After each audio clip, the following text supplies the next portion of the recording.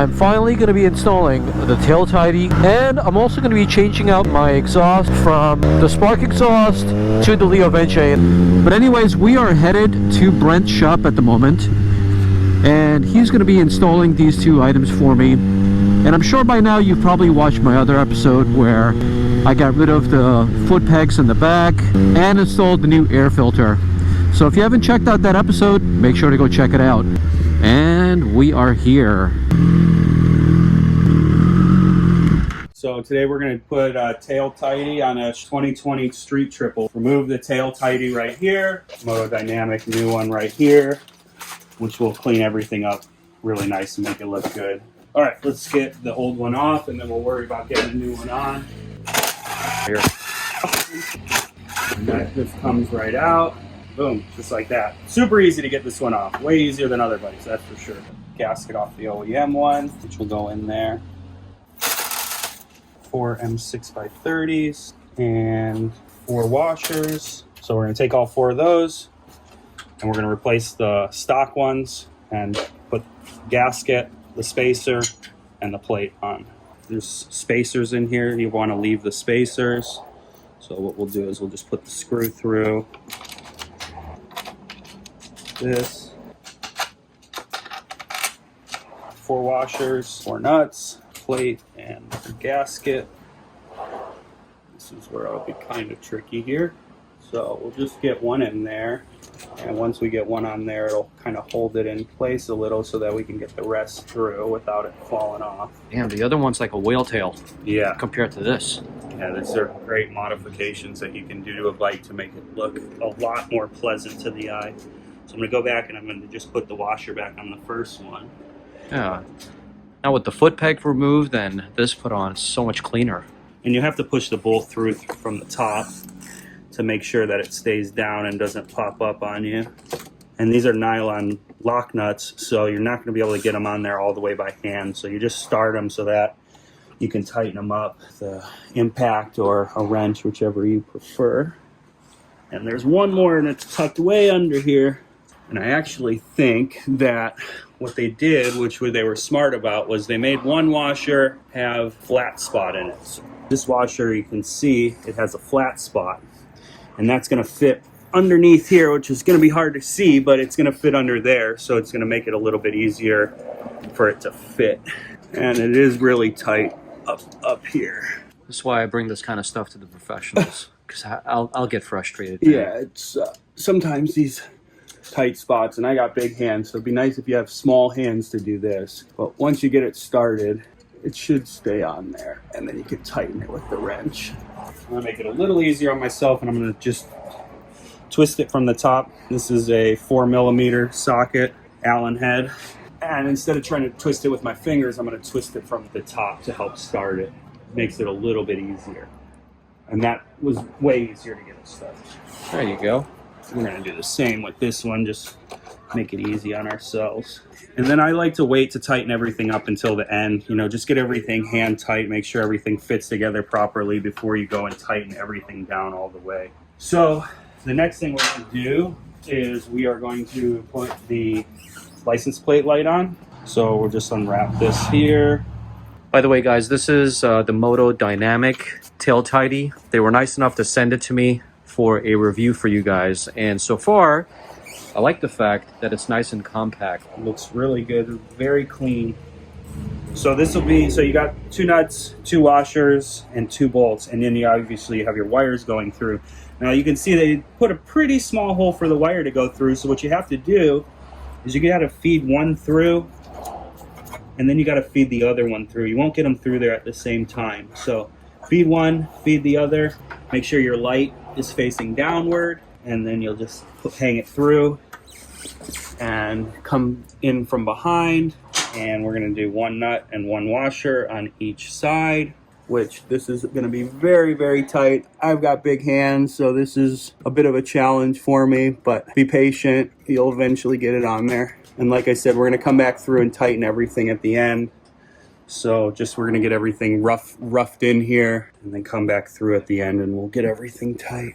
Then you're going to take your wires and you're going to feed them up. There should be a hole for you to feed your wires through. Yep, I see it. I'll grab it. I got it. Perfect. So now we're through. So what we're going to do is disassemble the bottom here. So we pulled out, this will split apart, and then we've got a couple screws down here, I believe, holding it all together. So it might just be that one, but we'll find out here right now. All the wires, everything's tucked away in here. So let's first try to pull some of these wires out. So now that we've got, see all of our wires, another clip here. All right, so we've got our lights disconnected. We're gonna pull those out, and we've got our plug for our blinker here, which we're gonna pull out on this side so we can get to the clip, which is gonna be right here. So that just unplugs, and there's the harness for this. So this is gonna be for the factory turn signals, and this one, this smaller one, will be for the aftermarket ones. So we're gonna use the factory one. So that's gonna sit like this, and we'll have our turn signal on like that. But since it goes through, the plate's got to be attached as we're doing this. Line it up, line the license plate up, and we're going to drop a screw through. And like I said, we're going to leave everything loose to start, and we'll come back and we'll tighten everything up at the end. All right, now that everything's semi-loose on there, so we've got 2 screws, 2 washers, and 2 nuts left. They're going to be used to mount, come through. I'll grab it from the other end. Side. Yeah, push. There you go. I got one, and I got the other. Lightly bolted in there again. Boom. So that's roughly done, and then we're going to bring them through here again. Sometimes a set of forceps will help make it a little easier. So now we've got our tail lights here, blinkers, and our license plate lights.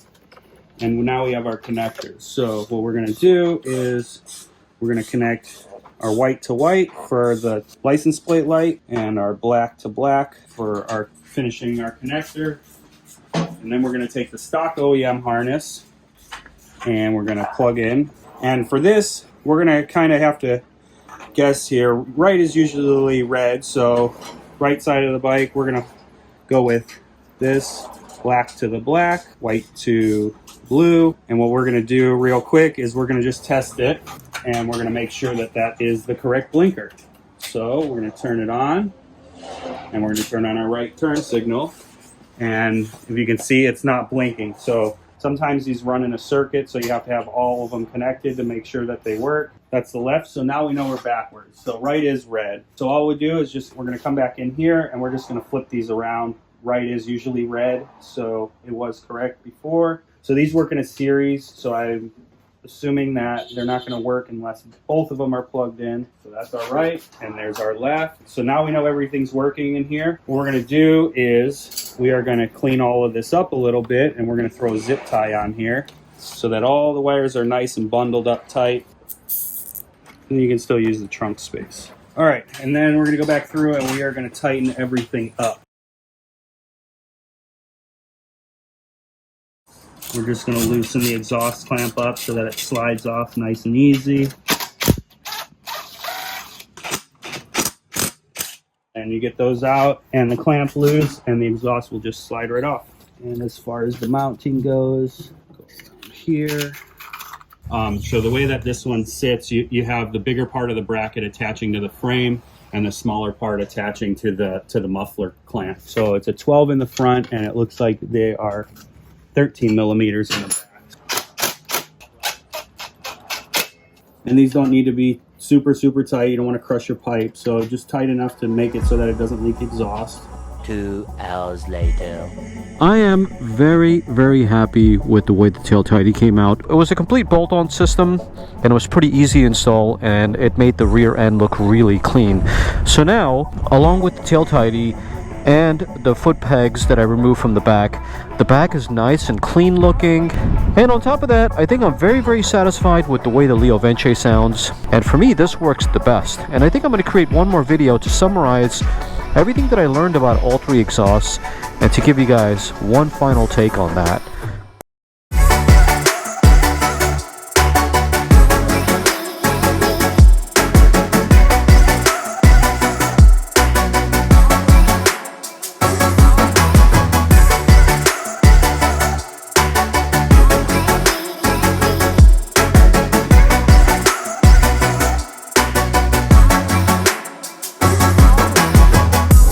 But But aside from that, now I think after 6 months of ownership, the motorcycle is what I like it to be.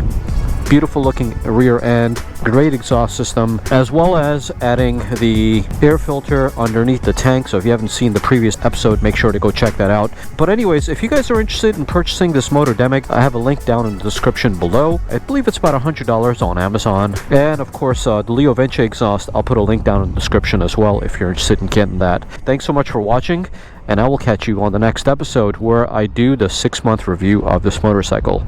Take care. Ciao for now.